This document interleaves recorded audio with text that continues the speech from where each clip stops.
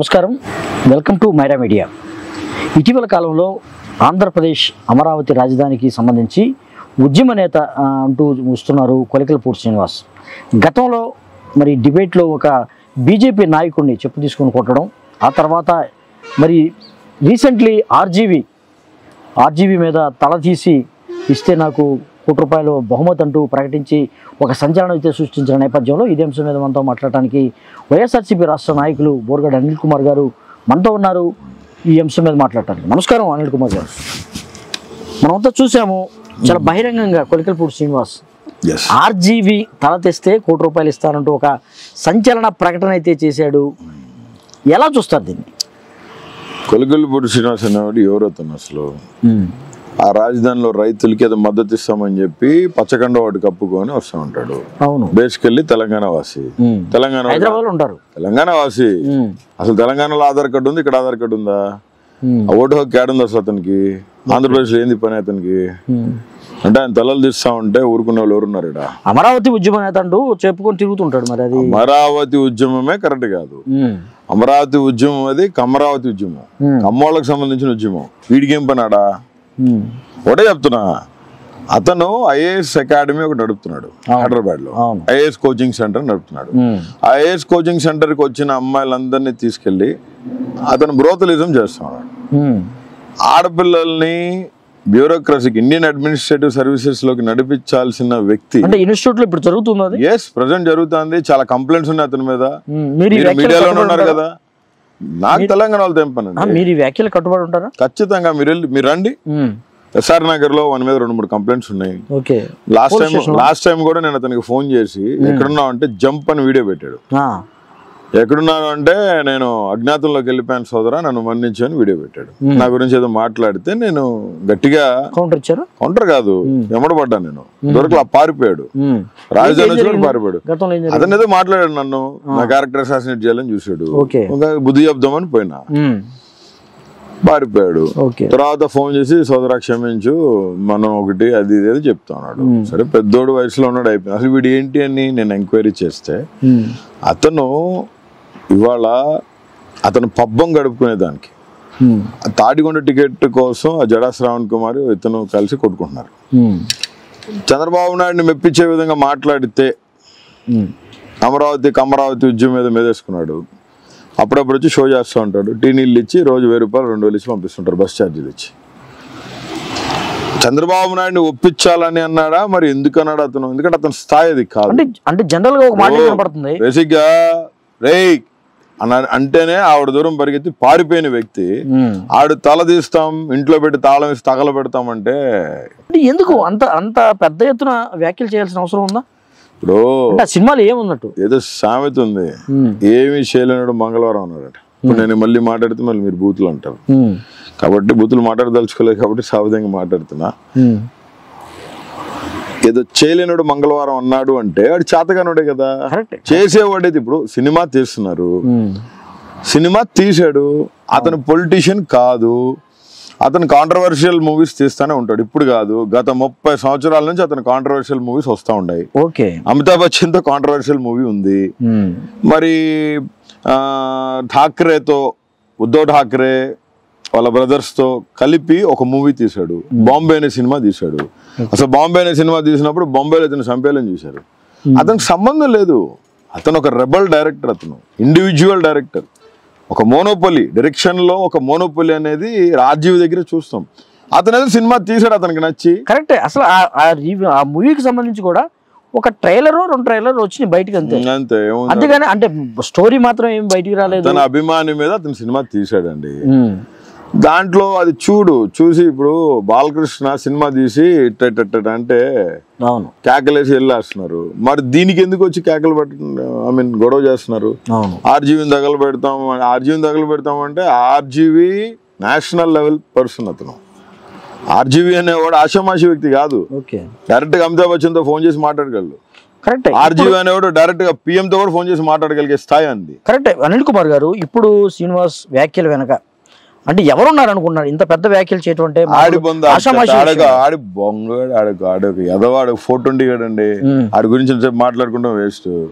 అది తల్లిని పిల్లాన్ని సరిగ్గా చూసుకుంటూ చాతగాని దద్దమ్మ పిల్లాన్ని సరిగ్గా చూసుకోక గాలికి ఇంకోటికి వదిలేసిన ఎదవన్నారు ఎదవా వాడి గురించి మాట్లాడుకుంటూ అనవసరం. వాడేదో ఆ మీడియా వ్యభిచారి అంటారు ఒకడు, వాడి పేరేంటి ఏబిఎన్ రాధాకృష్ణ. ఆ ఛానల్లో కూర్చొని వాడు మాట్లాడితే ఎవడు కూడింది. కరెక్ట్. గతంలో కూడా ఒక డిబేట్లో బీజేపీ నాయకుడి మీద పెద్ద ఎత్తున దాడి చేశారు, చెప్పుతో దాడి చేశారని కూడా మనకందరికి చాలా సోషల్ మీడియా చూసాం. అతను సోషల్ మాధ్యమాలలో అతను ఫేమస్ అవడం కోసం చేసిన పని. కరెక్టే. మీరు అక్కడ ఉన్నాడు అనుకోండి, నాలంటూ అక్కడ ఉంటే ఆడు చెప్పు తీసానికి వంగినప్పుడు ఆడు తలకాయ దిక్కి కింద పడిపోద్ది. కరెక్ట్. ఫేమస్ అవడానికి ఇటువంటి దాడులు కానీ ఇటువంటి వ్యాఖ్యలు అవసరమా? అంతే కదా, థర్డ్ గ్రేడెడ్ ఫెలోస్ అంతే కదండి. ఆడు చదువుకున్నా అని చెప్తాడు, ఐఏఎస్ అకాడమీ నడుపుతున్నా అని చెప్తాడు. ఆడు చేసేది బ్రోతలిజం. అక్కడ హైదరాబాద్ లో మూలల్లో తిరుగుతూ ఉంటాడు ఎప్పుడో మీడియాలో కావాల్సినప్పుడు. ఎందుకంటే ఇవాళ చంద్రబాబు నాయుడుకి కావాల్సింది పేటీఎం ఆర్టిస్ట్. చెప్తాను, మీరు చాలా మందిని చూసారు కదా, చాలా డబ్బాలు కొడుతూ ఉంటారు. ఈడు కూడా ఏదో కొద్దిగా మాట్లాడతాడు. ఈడు ఇంకోటి ఇతను దళితుడు అనుకుంటా, మరి తెలియదు, దళితుడా అందుకే ఆ దళిత కార్డుని అడ్డం పెట్టుకొని ఈయన ముందు కూర్చోబెట్టి ఈయన అక్కడ కూర్చోబెట్టేసి వైసీపీలో యాక్టివిస్టులుగా ఉన్న కొంతమందిని తిడుస్తాడు. ఎందుకంటే దళితులు కాబట్టి ఏదైనా తేడా వచ్చిందంటే అట్రాసిటీ అంటారని చెప్పి ఎవరు వాడిని చేయలేరు. అదే ఇప్పుడు అదే కదా. చంద్రబాబు నాయుడు రాజకీయం అంతా brokerism. Not a leader, is a broker. Mediating చేయడంలో చంద్రబాబు నాయుడు టాప్, లైజనింగ్ చేయడంలో చంద్రబాబు నాయుడు టాప్. ప్రజల దగ్గరికి వెళ్ళి వాళ్ళ సమస్యలు ఏం కావాలి, మీకేం కావాలి, మీకు ఏ సమస్య ఉందని అడిగే పరిస్థితి ఎవరికన్నా ఉందా? వాడు పాదయాత్ర చేశాడు చంద్రబాబు నాయుడు కొడుకు లోకేష్. ఏం పాదయాత్ర అది? 8-9 కంటైనర్లు అచ్చంగా ఫుడ్ తినేదానికోసం 2 కంటైనర్లు, ఒక కంటైనర్లో పడుకునేదానికి, ఒక కంటైనర్లో ఏరగడానికి, ఒక కంటైనర్లో స్నానం చేయడానికి. అది పాదయాత్ర కాదండి. కానీ అనిల్ కుమార్ గారు, ఇటువంటి వివాదాస్పదమైనటువంటి ఒక ఈ వ్యక్తిని అంటే పదే డిబేట్లో కూర్చోబెట్టడం, పదే ఆయనకి ప్రోత్సహించడం ఎంతవరకు మీరు చూస్తారు ఈ మీడియా సంస్థలని? సార్, ఏబిఎన్ రాధాకృష్ణ అంటే ఏంది? వాడు ఒక మీడియా వ్యభిచారి, వాడు 420 గాడు. ఆడు చేసే పని ఏంటి? చంద్రబాబు నాయుడు అనే బ్రోకర్కి కొమ్ము గాయడం. చంద్రబాబు నాయుడు చేసిన దరిద్ర పనులన్నిటినీ వాడు మళ్ళీ తిప్పి వాటిని ఒక నిజమైన పనులుగా చూపించే ప్రయత్నం చేసే దాంట్లో ఏబిఎన్ రాధాకృష్ణ అన్నాడు దిట్ట. ఆ బ్రోకర్ గాడి దగ్గరికి బ్రోకర్లే వెళ్తారు, 420 గాళ్ళు వెళ్తారు. అసలు వీడి స్టాండ్ ఏంటి? అమరావతి ఉద్యమం అన్నాడు, వాడి స్టాండ్ ఏంటి? జగన్మోహన్ రెడ్డి గారు ఇన్ని మంచి పథకాలు చేస్తుంటే పేదలైన వాళ్ళ గురించి రాజధానిలో ఇళ్ల ఫ్లాట్లు ఇస్తుంటే ఇడేం మాట్లాడాడు ఆ రోజు? ఇడేం మాట్లాడు? తగలబట్టాలి, ఇది ఇంకో పాకిస్తాన్ మాట్లాడతాడు వీడు. అంటే పేద ప్రజలకు ఇళ్ల ఫ్లాట్లు ఇస్తుంటే అది ఇంకో పాకిస్తాన్ అవుతుందా? అదే ఒక దళితుడు అయ్యి ఉండి దళితుడు అంటాం. దళితుడు అంబేద్కర్ భావజాలాలు కలిగిన వాడనైతే నేను ఖచ్చితంగా అనను. ఖచ్చితంగా చెప్తాను వాడు ఒక బ్రోకర్ అని, చంద్రబాబు నాయుడు చెంచా అని. ఎందుకంటే వాళ్ళు వేసే కుక్క బిస్కెట్లు కాసుపడి ఆ టీవీలో కూర్చొని, ఎందుకంటే పొద్దాకలు అక్కడ హైదరాబాద్లో వస్తాడు కాబట్టి అక్కడికి అంతా కార్ ఏదో పంపిస్తారు, క్యాబ్ ఏదో పంపిస్తారు, వచ్చి స్టూడియోలో కూర్చొని మాట్లాడుతూ ఉంటాడు. ఇప్పుడు ఆడిని కొట్టాలన్నా, ఆడు మాట్లాడిన దానికి కౌంటర్ ఇవ్వాలన్నా 5 నిమిషాల పని. ఆడ కుక్క, అదొక వీధి కుక్క లాంటిది కాబట్టి మా వాళ్ళు వదిలేశారు. ఆర్జీవి గారు ఇవన్నీ పట్టించుకునే పరిస్థితులు. కరెక్ట్. ఈ వ్యాఖ్యల మీద యాక్చువల్గా కొంతమంది అడిగారు, సుమోటోగా తీసుకోవాలి, కేసు పెట్టాలి అది అంటారు. ఇంతవరకు ఎటువంటి మరి చర్యలు లేవు. నేను ఇప్పుడు మీకు అదే చెప్తా ఉన్నా. What is Kolikapudi Srinivas? Nothing. ఏదైనా కొంచెం మా స్థాయి కలిగిన వాళ్ళతో పెట్టుకునే దానికి, even not Lokesh also. Lokesh కూడా ఈవెన్ మావాడు మా దగ్గర ఉన్న మావాడు రాజరావు అంటే వాళ్ళకు తంతారు, వెళ్ళి కుక్కని తంతారు.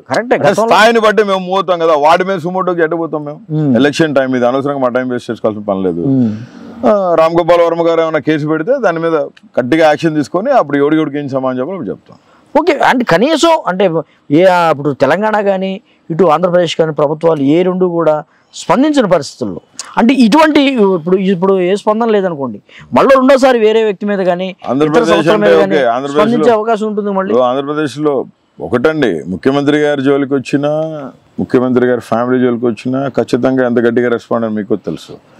ఇట్లాంటి ఓర కుక్కల కోసం వీళ్ళేదో మాట్లాడారని, ఆ 420 గారి ఛానల్ కూర్చొని మాట్లాడారని ఎవడు పట్టించుకుంటాడు? మా పట్టించుకునే పరిస్థితుల్లో ఒకటి తెలంగాణలో కంప్లైంట్ ఇచ్చినా కానీ, తెలంగాణలో ముఖ్యమంత్రిగా ఉన్న వ్యక్తి ఎవరు?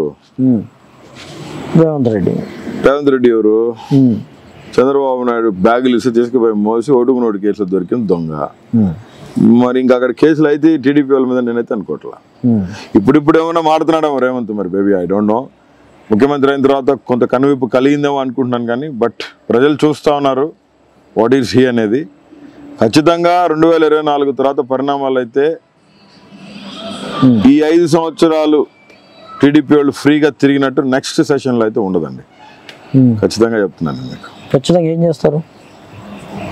చర్యలు తీసుకోబోతున్నారా? రెచ్చగొడుతున్నారు వాళ్ళు. చర్యలు తీసుకోబోతున్నారా? చర్యలు మేము తీసుకుంటారా? చర్యలు తీసుకుంటాం. ఏ విధంగా తీసుకుంటాం? As per the given right along with the constitutional body. Okay, that's it. మా చేతి కత్తిలే. ఇప్పుడు మాత్రం మా చేతి కత్తిలే. ఇప్పుడు అనిల్ కుమార్ మీడియా వాళ్ళు ఎంత రెచ్చగొట్టే మాట మాట్లాడారు, మీరంతా రెచ్చగొట్టే విధంగా మాట్లాడినా మా చేతికి కత్తిలే. మా చేతికి ఆయుధం ఇచ్చినాడు. ఏం ఆయుధం? ఆయుధం పేరు కాన్స్టిట్యూషన్ ఆఫ్ ఇండియా. ఓకే, భారత రాజ్యాంగాన్ని మా చేతికి ఇచ్చినాడు. అయితే ఇప్పుడైతే కొలికిలపూడి సినిమా తీసుకునే పరిస్థితి లేదు. కొలికిలపూడి శ్రీనివాస్ అనేవాడు